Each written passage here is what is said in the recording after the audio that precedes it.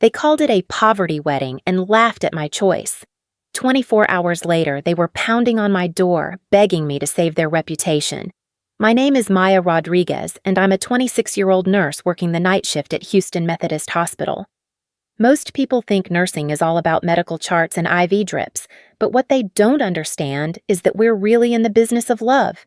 We hold hands with scared patients, we comfort families during their darkest hours, and we witness both the beginning and end of life with equal reverence.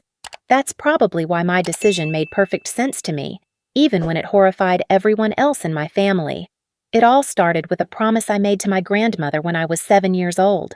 Grandma Rose had just moved in with us after Grandpa died, and she was helping me with my homework at the kitchen table.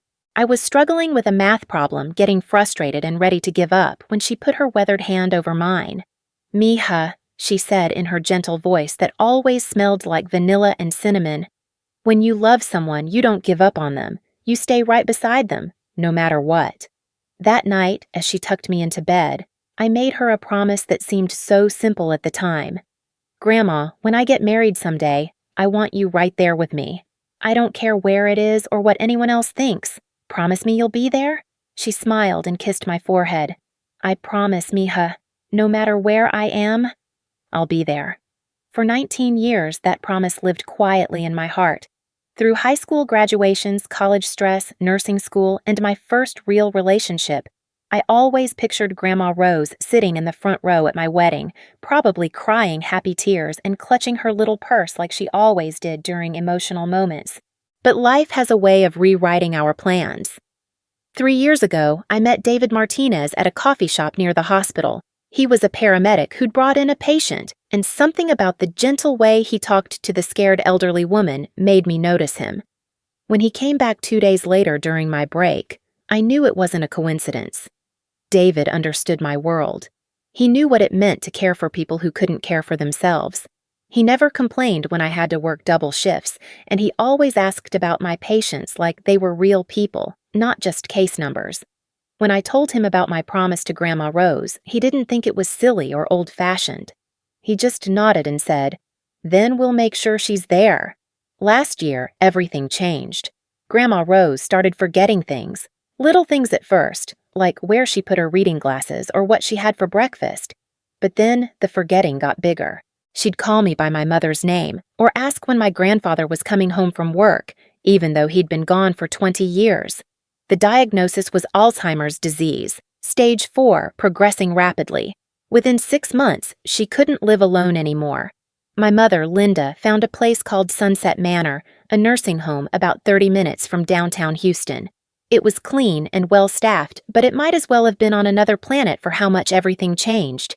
Grandma Rose, who used to cook elaborate Sunday dinners and dance salsa in the kitchen while she cleaned, now spent most of her days in a wheelchair, staring out the window with vacant eyes. Some days she knew me, some days she didn't. But on her good days, when the fog lifted just enough, she'd squeeze my hand and whisper, "Don't forget your promise, Mija." 6 months ago, David proposed. It wasn't anything fancy, just the two of us on the beach in Galveston, watching the sunset after a particularly rough week at work. He got down on one knee and said, "Maya, I want to spend my life taking care of people with you. Will you marry me?" Of course, I said yes. But even as I was crying happy tears and calling my family to share the news, I knew we had a problem.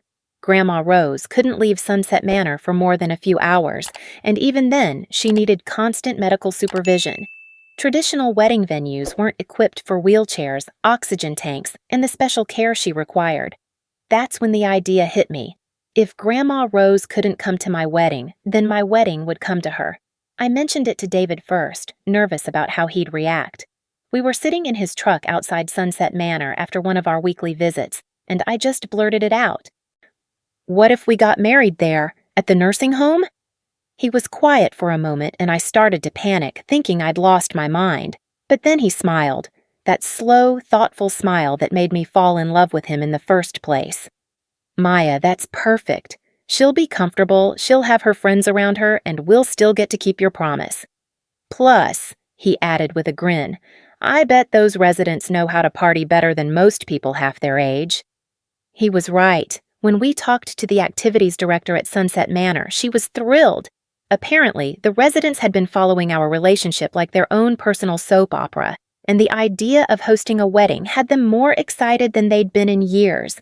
But I should have known that my mother and sister wouldn't see it the same way.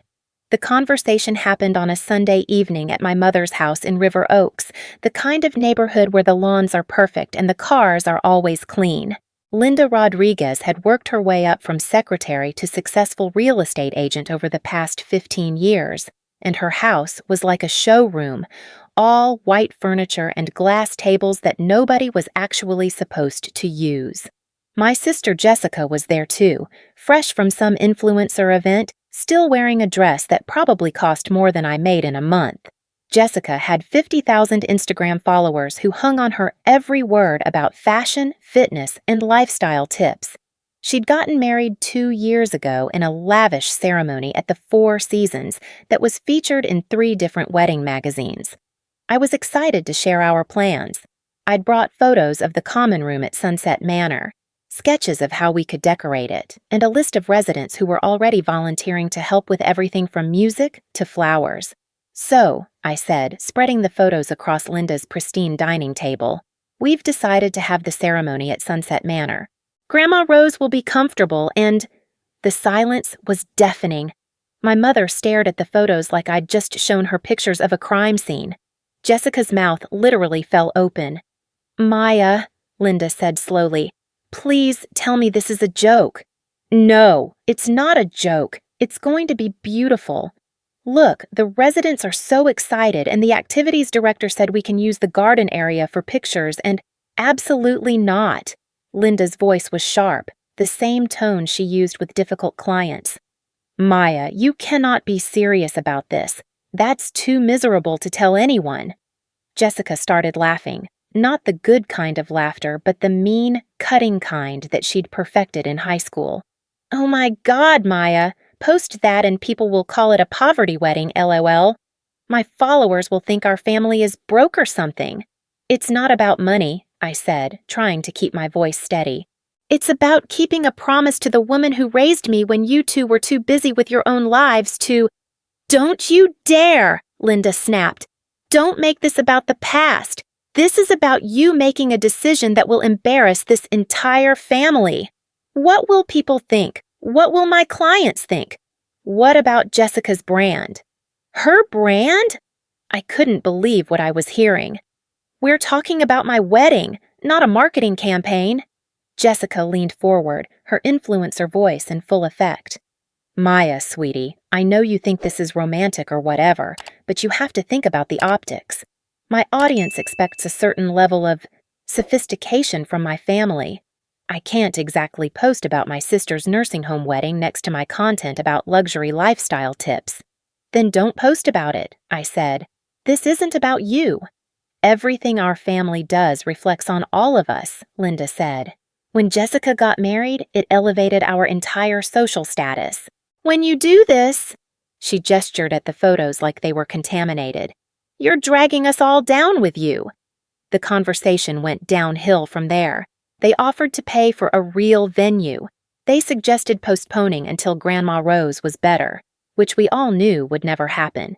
They even proposed having 2 ceremonies, one for show and one private one for Grandma Rose. But I held firm. This isn't about money, and it's not about status. It's about love and respect for the woman who sacrificed everything for our family. If you can't understand that, then maybe you shouldn't come at all." "Fine," Jessica said, standing up and grabbing her designer purse. "But don't expect me to promote this disaster on my social media. I have a reputation to maintain." Linda followed her lead. "Maya, I hope you come to your senses before it's too late. Think about what you're throwing away for this stubbornness." As they left, I sat alone at that perfect white dining table, surrounded by photos of smiling elderly faces and sketches of simple decorations. For a moment, I wondered if they were right. Was I being selfish? Was I embarrassing my family for the sake of an old promise? Then I thought about Grandma Rose, sitting in her wheelchair at Sunset Manor, sometimes forgetting my name, but always remembering to ask if I was happy. I thought about David, who understood that love wasn't about impressing other people.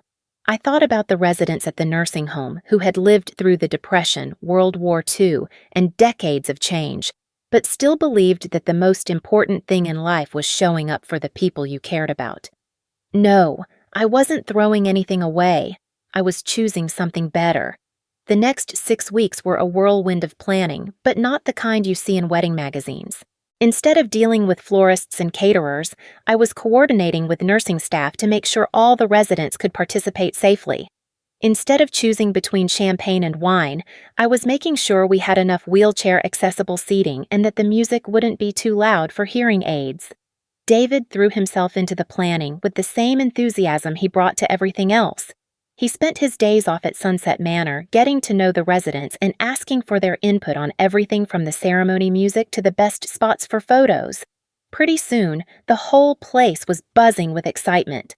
Mrs. Patterson, who used to be a florist, volunteered to arrange simple bouquets from the nursing home's garden. Mr. Johnson, a retired music teacher, offered to play piano. Even residents with advanced dementia seemed to sense that something special was happening and would smile when we talked about the wedding. My mother and sister, meanwhile, maintained radio silence. No phone calls, no texts, no acknowledgement that I was getting married in 3 weeks. Part of me hoped they'd come around, but a bigger part of me was relieved not to deal with their negativity during what should have been the happiest time of my life. 2 weeks before the wedding, something unexpected happened. Marcus Chin, a photographer friend from college, called me out of the blue. He'd heard through mutual friends about what we were planning, and he wanted to volunteer his services. "Maya, this sounds incredible," he said. "I've been shooting weddings for 5 years, and they're all starting to look the same. But this is real. This is love. Let me document it for you." I tried to explain that we couldn't afford professional photography, but Marcus cut me off. "I'm not asking for money. I'm asking for the chance to capture something beautiful, something that matters." The week of the wedding, everything came together like pieces of a puzzle. The common room at Sunset Manor was transformed with simple white linens, mason jars filled with garden flowers, and string lights that cast a warm glow over everything. The residents were more excited than I'd ever seen them, comparing notes about what they'd wear and arguing good-naturedly about who would get the best view. Grandma Rose was having more good days lately, as if her mind was gathering itself for one last important moment. She'd squeeze my hand during visits and whisper, "It's almost time, mija. I can feel it." The night before the wedding, as I was leaving after my final check-in, she called me over to her wheelchair. Her eyes were clearer than they'd been in months. "Maya," she said, her voice stronger than usual, "tomorrow you're going to see what real family looks like. It's not about who shares your blood. It's about who shares your heart." I drove home that night with tears in my eyes, knowing that whatever happened tomorrow, I'd made the right choice. The morning of the wedding dawned clear and bright, with that perfect Texas spring weather that makes you believe anything is possible. I got ready at home, putting on my simple white dress. Nothing fancy, just something that made me feel beautiful and comfortable. David was getting ready at his apartment, and we'd agreed not to see each other until the ceremony. As I drove to Sunset Manor, my phone was blowing up with messages from friends and extended family who were excited about the day. Cousins, college friends, co-workers from the hospital, everyone seemed to understand what this meant, even if my mother and sister didn't. But as I pulled into the nursing home parking lot, I saw a familiar car. Linda's white Mercedes was parked near the entrance, and my heart started pounding. Had they come to support me after all, or were they here to cause problems? I found out as soon as I walked through the doors. Linda and Jessica were standing near the reception desk, dressed like they were attending a funeral instead of a wedding. Their faces were pinched with disapproval, and they weren't talking to anyone. Not the staff, not the excited residents, not even each other. "Maya," Linda said as I approached, "we're here because we're family, but don't expect us to pretend this is normal." Jessica was scrolling through her phone, probably checking her Instagram engagement. "I'm not taking any pictures," she announced without looking up. "I can't have my followers seeing this." Fine. If they wanted to be miserable spectators at what should have been a celebration, that was their choice. I had more important things to focus on. The ceremony was set to begin at 2 o'clock in the common room, which had been transformed into something magical. Residents in their best clothes were positioned around the space, some in wheelchairs, others using walkers, all of them beaming with excitement. Mrs. Patterson's garden bouquets added splashes of color, and Mr. Johnson was warming up at the piano with soft jazz standards. Marcus was already there, quietly moving around the room with his camera, capturing the preparations. He had an assistant with him, a young woman with purple hair who was setting up lighting equipment with the efficiency of someone who knew her job. "Maya!" Marcus called out when he saw me. "This is incredible. I've never seen anything like this. The love in this room, it's palpable." He was right. There was something in the air that I'd never felt at any of the fancy weddings I'd attended.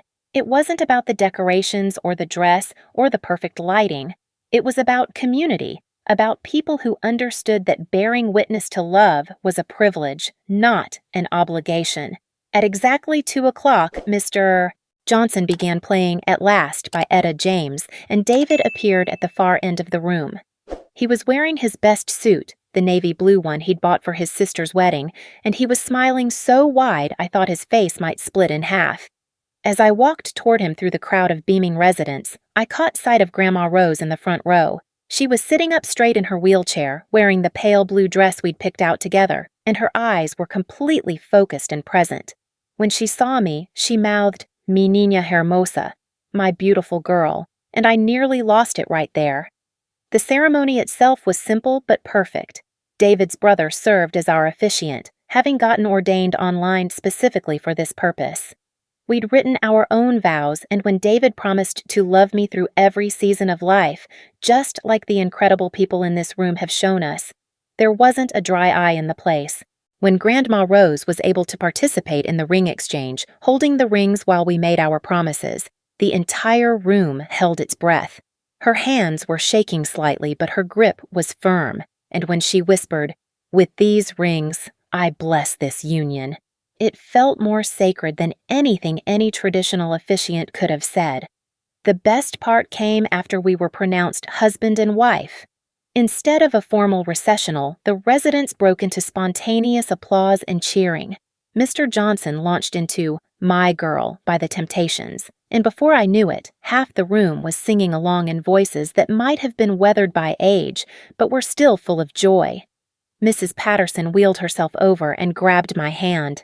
"Honey," she said, tears streaming down her face, "in my 92 years, I've been to a lot of weddings, but this is what marriage is supposed to look like. You didn't just invite us to watch, you made us part of your family." That's when I noticed that Marcus and his assistant had been documenting everything. Not just the formal moments, but the spontaneous ones too. Residents wiping away happy tears, Mr. Johnson's arthritic fingers dancing across the piano keys, David slow dancing with Mrs. Chin while I spun around with Grandma Rose's wheelchair. As the afternoon wore on, I looked around for my mother and sister. They were still there, standing against the far wall like security guards at a concert they didn't want to attend. They hadn't participated in any of the activities, hadn't talked to any of the residents, hadn't even congratulated David and me. They were present in body only, and their negativity seemed to create a little bubble of coldness in an otherwise warm room. But you know what? It didn't matter. For the first time in my life, I realized that their approval wasn't necessary for my happiness. I was surrounded by people who understood what love actually looked like, and that was enough. As the celebration wound down and David and I prepared to leave for our honeymoon night at a bed and breakfast in Fredericksburg, Grandma Rose called me over one last time. I knelt beside her wheelchair, and she took my face in her hands. "Mija," she whispered, her voice crystal clear. "I'm glad I lived to see this. You chose love over everything else, and that's what real strength looks like." I kissed her forehead and promised to visit as soon as we got back. As David and I walked toward the exit, hand in hand and still in our wedding clothes, I felt lighter than I had in years.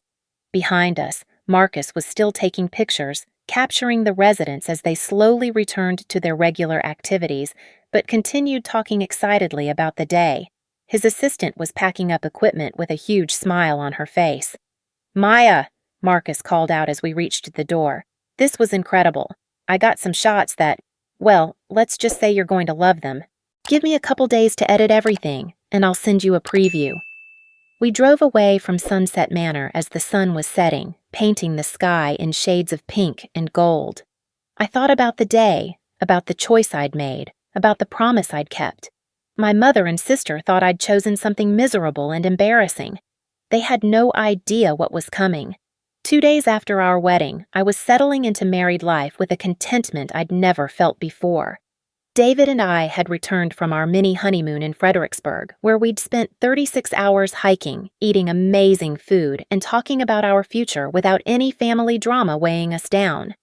I was sipping coffee in our apartment Tuesday morning, still wearing my scrubs from the night shift, when my phone started buzzing with notifications. At first, I thought it might be friends sharing wedding photos they'd taken, but as I unlocked my screen, I realized something much bigger was happening. Marcus had posted. The first photo I saw made my breath catch. It was the moment when Grandma Rose held our rings, her weathered hands steady and sure, while David and I looked down at her with pure love and gratitude. The lighting was perfect, catching the tears in her eyes and the gentle smile on her face. But what made it truly powerful was the caption Marcus had written. Yesterday, I photographed the most beautiful wedding I've ever seen. Not because of the venue, the dress, or the decorations, but because of the love that filled every single moment. Maya and David chose to get married at a nursing home so Maya's grandmother with Alzheimer's could be part of their special day. What I witnessed wasn't just a wedding, it was a masterclass in what really matters. Love doesn't need a fancy venue. It just needs people who understand its value. Real love, Chuck wedding goals, Chatta, family first. The photo already had 15,000 likes, and the comments were pouring in faster than I could read them. This is what love looks like. Crying happy tears right now. Goals AF. This is the most beautiful thing I've ever seen. But Marcus hadn't stopped with just one photo. As I scrolled through his Instagram story, I saw that he'd created an entire series.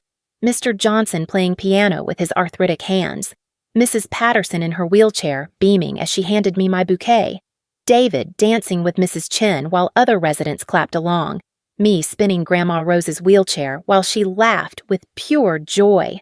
Each photo told part of our story, and together they painted a picture of community, love, and celebration that was more powerful than any traditional wedding spread I'd ever seen.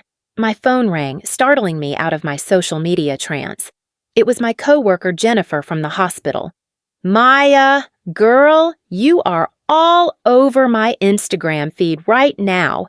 This photographer friend of yours is a genius. These photos are incredible. Everyone's talking about your wedding. I've already seen it shared by 3 different wedding blogs. Wedding blogs? I was still trying to process what was happening. Honey, this is going viral. The Today Show reposted one of the photos on their Instagram. Ellen's people might see this. You and David created something special, and the whole world is taking notice. After Jennifer hung up, I sat in stunned silence, watching the notifications continue to flood in.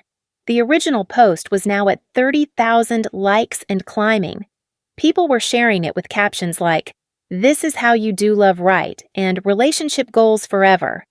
But what really got to me were the personal comments, story after story from people who understood exactly what we'd done and why it mattered. My grandmother lived in a nursing home for 3 years before she passed. The residents there became like family to us. This is so beautiful. I'm a nurse at a memory care facility, and this made me sob. You gave those residents the most beautiful gift. My mom has dementia, and I've been struggling with whether to move her to a care facility. This reminds me that love doesn't disappear just because someone needs help. I work in elder care, and these residents look happier than I've seen anyone look in years. You didn't just have a wedding. You gave them hope. Each comment felt like validation for the choice David and I had made. These strangers got it in a way that my own mother and sister hadn't. Around 10 a.m., my phone rang again. This time, it was an unknown number with a Houston area code. Is this Maya Rodriguez? Yes, who's this? Hi, Maya. This is Sarah Chen from Channel 2 News. We've been following the story of your nursing home wedding on social media, and we'd love to do a feature piece. Would you and your husband be available for an interview this afternoon? I nearly dropped the phone. A news story? About our wedding? Maya, your story is touching hearts all over the city. We've had dozens of people call asking us to cover it. Would 2 o'clock work for you? Before I could fully process what was happening, I found myself agreeing to meet the news crew at Sunset Manor. As soon as I hung up, I called David, who was at the fire station. Babe, you're not going to believe this, but we might be on the evening news tonight. What? Why? I explained about Marcus's posts, the viral response, and the news interview. David was quiet for a moment, then started laughing. Maya, do you realize what this means? Your mom and Jessica are probably having heart attacks right now.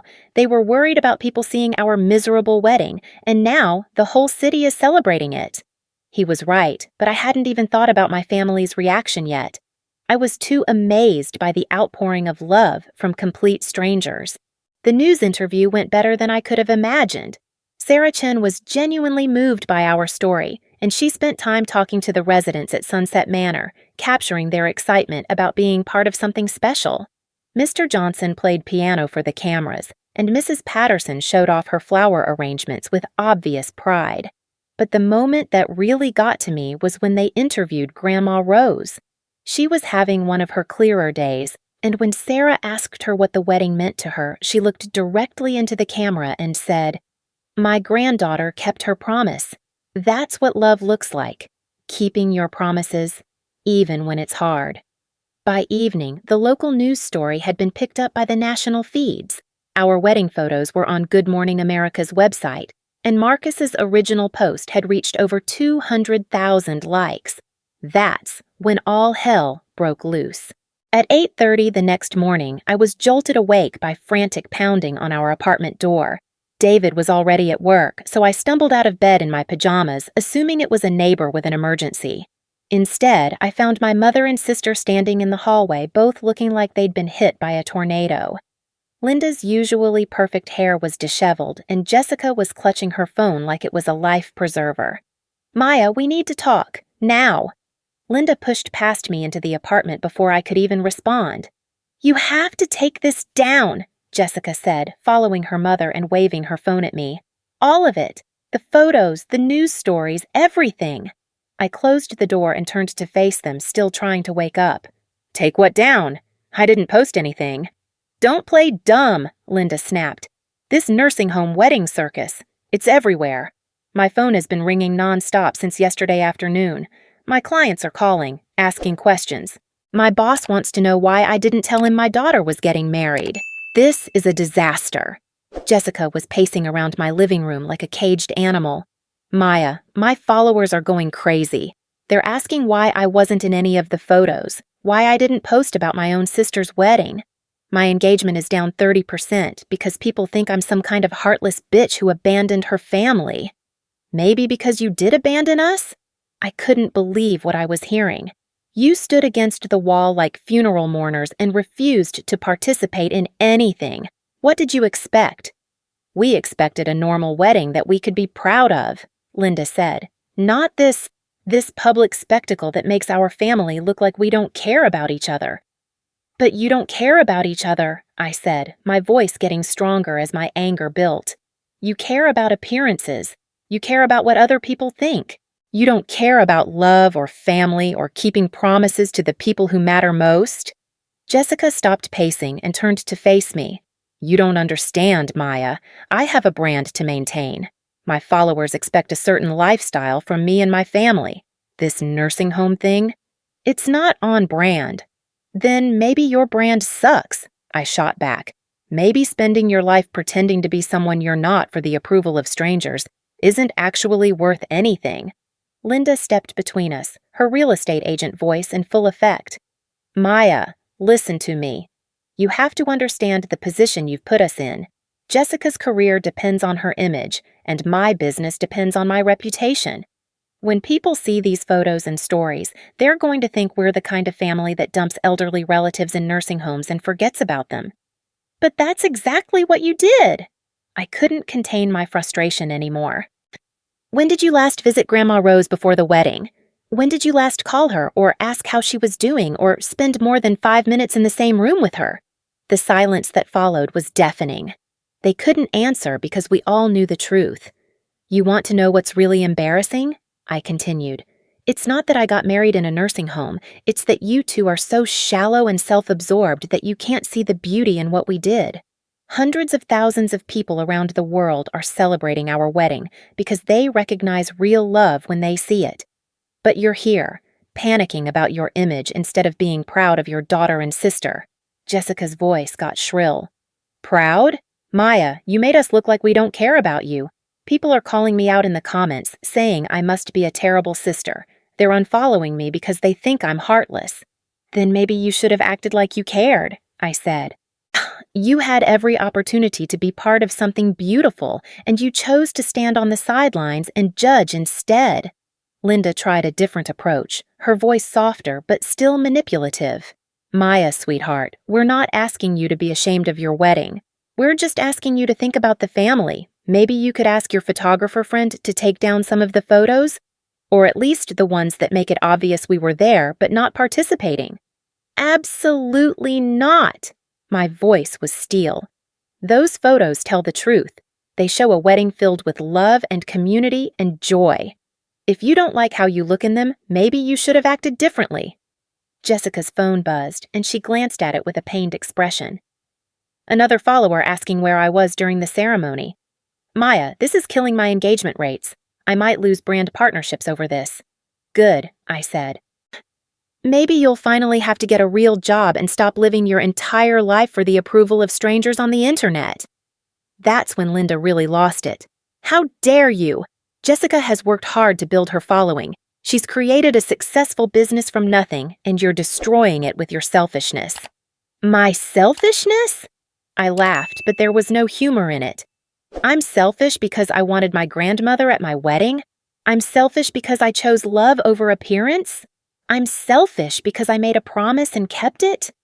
You're selfish because you didn't think about anyone else, Linda said. You didn't think about how this would affect Jessica's career or my business or our family's reputation. You only thought about yourself and some silly promise you made when you were 7 years old. That silly promise was the most important thing in my life, I said. Grandma Rose raised me when you were too busy with your own problems to be a mother. She was there for every scraped knee, every broken heart, every triumph and failure. She earned the right to be at my wedding, and I earned the right to choose how to make that happen. And now look what's happened, Jessica said, scrolling through her phone again. People are sharing our story everywhere, but they're not sharing the real story. They're sharing some fantasy version where you're the perfect granddaughter and we're the villains. Maybe because that's exactly what you are, I said quietly. The words hung in the air like a slap. Linda's face went white, and Jessica's mouth dropped open. Maya, Linda said slowly, we are your family. No, I said, thinking about the residents at Sunset Manor who had celebrated with us, who had welcomed David and me into their community without question, who understood what love actually looked like. Family isn't about sharing DNA. It's about showing up. It's about supporting each other. It's about celebrating the good times and holding each other up during the bad times. You two didn't do any of that. I walked to the door and opened it. I think you should leave now. Maya, please, Jessica said, her influencer facade cracking to reveal genuine panic. Just think about what this is doing to us. Think about the family. I did think about the family, I said. I thought about the family member who mattered most, who loved me unconditionally, who deserved to see me get married. If you two can't understand that, then maybe we don't have as much in common as I thought. After they left, I sat on my couch in stunned silence, my hands shaking slightly from the adrenaline. Part of me felt guilty for being so harsh, but a bigger part of me felt liberated. For the first time in my life, I had stood up to them completely, without apologizing or backing down.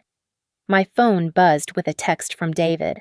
Saw the Good Morning America post. You're famous, Mrs. Martinez. Can't wait to celebrate with you tonight. Mrs. Martinez. I smiled, thinking about how different my life was now compared to just a week ago.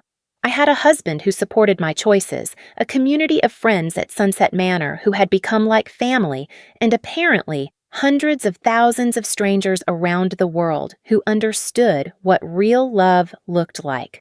Over the next few days, the response to our wedding story continued to grow. Wedding planners started sharing it as an example of authentic celebration. Nursing homes across the country reported an increase in visits from family members. Marcus got inquiries from 3 different magazines wanting to feature his photography. But the response that meant the most to me came from Sunset Manor itself. The activities director called to tell me that the residents had been inundated with cards and letters from people inspired by our story. Donations were pouring in from strangers who wanted to support the facility. Most importantly, several families had reached out about hosting their own events there, understanding that celebration didn't require perfection. It just required love. A week after the confrontation with my mother and sister, I got a call from my Aunt Carmen, my father's sister who lived in Austin. She'd seen the story on the news and wanted to congratulate me. "Mija," she said, "I am so proud of you. Your father would have been proud too. You honored your grandmother and your family in the most beautiful way." "Thank you, Tia. That means everything to me." "I have to tell you something, though," she continued. "Your mother called me yesterday. She's upset about the attention the wedding is getting, but not for the reasons you think." I braced myself for more family drama. "She's upset because she realizes she made a mistake. She's seeing all these comments from people talking about how beautiful your wedding was, how much they admire your commitment to your grandmother, and she's realizing that she was on the wrong side of something really special." "What did she say?" "She said she was embarrassed, but not because of the nursing home. She was embarrassed because she looked like a terrible mother and grandmother in front of the whole world. And you know what, Maya? She should be embarrassed. But maybe that's what she needs to finally understand what she's been missing." 3 weeks after our wedding, David and I were visiting Grandma Rose when she had one of her clearest moments in months. She was sitting in the garden at Sunset Manor, and when she saw us approaching, her face lit up with recognition. "Mi niña," she said, reaching for my hand. "I've been thinking about your wedding day. It was perfect, wasn't it?" "It was perfect, Grandma. You know what made it perfect? You chose love over everything else. You chose to keep your promise even when it was hard.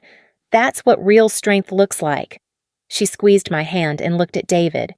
"You take care of her, mijo. She's special." "I know she is, Grandma Rose. I'm the luckiest man in the world." As we sat in the garden, I thought about the journey that had brought us to this moment. 6 months ago, I was terrified about disappointing my family. I was worried about what people would think, about whether I was making the right choice. Now I knew that the only opinion that really mattered was my own. I had kept my promise to the person who loved me most.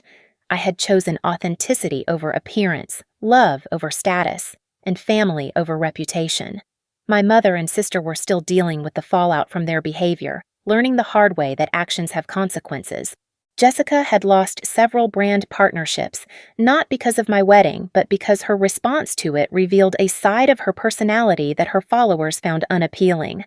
Linda was having to explain to clients and colleagues why she hadn't supported her daughter's beautiful gesture. But you know what? I didn't feel sorry for them anymore. They had made their choices, just like I had made mine. The difference was that my choices were based on love, while theirs were based on fear. Fear of judgment, fear of looking imperfect, fear of being seen as anything less than the image they had carefully constructed. Meanwhile, David and I were building a life based on the values we demonstrated at our wedding. We volunteered at Sunset Manor every weekend, spending time with the residents who had become our chosen family. We had started a small fund to help other families host meaningful events at nursing homes and care facilities. Most importantly, we had learned that happiness doesn't come from other people's approval. It comes from living according to your values, keeping your promises, and surrounding yourself with people who understand what really matters. As the sun set over the garden at Sunset Manor, Grandma Rose dozed peacefully in her wheelchair, and David and I sat in comfortable silence. I realized that this was what success looked like. Not the magazine-worthy wedding my sister had demanded, Not the impressive guest list my mother had wanted, but this, a promise kept, a love honored, and a community built on authenticity and care. 3 months later, Marcus's photo series from our wedding won a National Photography Award for Stories That Matter. In his acceptance speech, he said, "This project taught me that the most beautiful moments happen when people choose love over perfection. Maya and David didn't just get married, they showed us all what family really means." And somewhere in Houston, in a nursing home garden where residents still talked about the most beautiful wedding they'd ever seen, an elderly woman with Alzheimer's would sometimes remember a promise kept and smile.